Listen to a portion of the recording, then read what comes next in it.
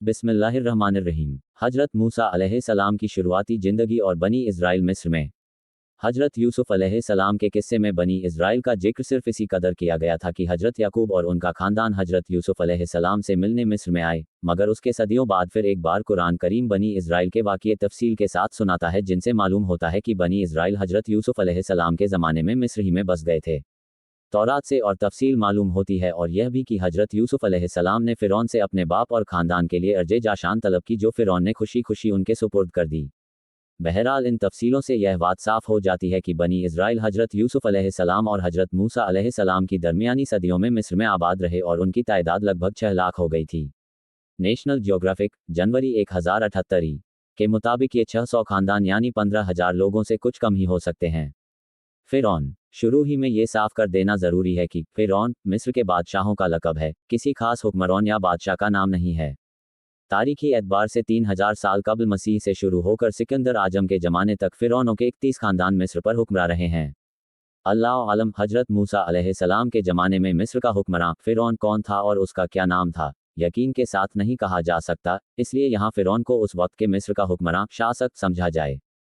फ़िरौन का ख्वाब तौरात में है और तारीख के माहिर भी कहते हैं कि फ़िरौन को बनी इज़राइल के साथ इसलिए दुश्मनी हो गई थी कि उस ज़माने के काहिनों, नजूमियों और कयाफागरों ने उसको बताया था कि उसकी हुकूमत का ज़वाल एक इज़राइली लड़के के हाथ से होगा, और कुछ तारीखी रिवायतों में है कि फ़िरौन ने एक भयानक ख्वाब देखा था, जिसकी ताबीर दरबार के ज्योतिषियों और काहिनों ने वहीं दी थी, जिसका जिक्र गुजर चुका है। इस पर फ़िरौन ने एक जमात को इसलिए मुकर्रर किया कि वह तफ्तीश और तलाश के साथ इज़राइली लड़कों को कत्ल कर दे और लड़कियों को छोड़ दिया करे। हजरत मूसा अलैहिस्सलाम की पैदाइश। हजरत मूसा अलैहिस्सलाम का नसब वंश कुछ वास्तों से हजरत याकूब अलैहिस्सलाम तक पहुंचता है। उनके वालिद का नाम इमरान और वालिदा का नाम युकाबुद था। इमरान के घर में मूसा अलैहिस्सलाम की पैदाइश ऐसे ज़माने में हुई जबकि फ़िरौन इज़राइली लड़कों के कत्ल का फैसला कर चुका था। बहरहाल जूं जूं करके 3 माह तक उनके पैदा होने की किसी को मुतलक खबर न होने दी। इस सख्त और नाजुक वक्त में आखिर अल्लाह ताला ने मदद की और मूसा अलैहिस्सलाम की वालिदा के दिल में यह बात डाल दी कि एक ताबूत की तरह का संदूक बनाओ, जिस पर राल और रोगन पालिश कर दो, ताकि पानी अंदर असर न कर सके, और उसमें उस बच्चे को हिफाजत से रख दो और फिर उस संदूक को नील नदी के बहाव पर छोड़ दो। मूसा अलैहिस्सलाम की मां ने ऐसा ही किया और साथ ही अपनी बड़ी लड़की मूसा की बहन को लगाया कि वह इस संदूक के बहाव के साथ किनारे किनारे चलकर संदूक को निगाह में रखे और देखे कि अल्लाह उसकी हिफाजत का वायदा किस तरह पूरा करता है, क्योंकि मूसा अलैहिस्सलाम की वालिदा को अल्लाह ताला ने ये बशारत पहले ही सुना दी थी कि हम इस बच्चे को तेरी ही तरफ ला कर देंगे और यह हमारा पैगंबर और रसूल होगा। फ़िरौन के घर में तरबियत। हजरत मूसा अलैहिस्सलाम की बहन बराबर संदूक के बहाव के साथ साथ किनारे किनारे निगरानी करती जा रही थी कि उन्होंने देखा संदूक तैरते हुए शाही महल के किनारे आ लगा और फ़िरौन के घराने में से एक औरत ने खादिमों के जरिए उसको उठवा लिया और शाही महल में ले गई। हजरत मूसा अलैहिस्सलाम की हमशीरा बहन ये देखकर बहुत खुश हुई और हालात की सही तफसील मालूम करने के लिए शाही महल की नौकरानियों में शामिल हो गई।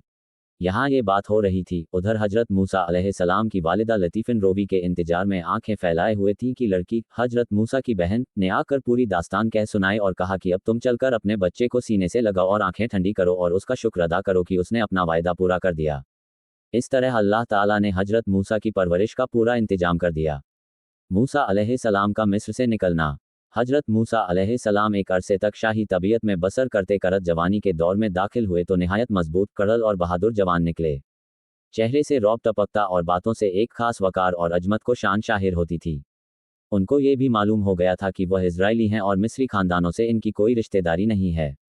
उन्होंने ये भी देखा कि बनी इज़राइल पर बड़े जुल्म हो रहे हैं और वे मिस्र में बड़ी जिल्लत और गुलामी की जिंदगी बसर कर रहे हैं। ये देखकर उनका खून खौलने लगता और मौके मौके से इबरानियों की हिमायत व मदद में पेश हो जाते। एक बार शहरी आबादी से एक किनारे जा रहे थे कि देखा एक मिस्री एक इज़राइली को बेकार के लिए घसीट रहा है। इज़राइली ने मूसा अलैहिस्सलाम को देखा तो लगा फरियाद करने और मदद चाहने। हजरत मूसा को मिस्री की इस जाबिराना हरकत पर सख्त गुस्सा आया और उसको बाज रखने की कोशिश की, मगर मिस्री न माना। मूसा ने गुस्से में आकर एक तमांचा रसीद कर दिया। मिस्री इस मार को सह न सका और उसी वक्त मर गया। हजरत मूसा अलैहिस्सलाम ने ये देखा तो बहुत अफसोस किया, क्योंकि उनका इरादा बिल्कुल उसके कत्ल का न था और नदामत व शर्मिंदगी के साथ दिल में कहने लगे कि बेशक ये शैतान का काम है। वही इंसान को गलत रास्ते पर लगाता है और अल्लाह की बारगाह में अर्ज करने लगे कि यह जो कुछ हुआ, अनजाने में हुआ, मैं तुझसे माफ़ी चाहता हूँ।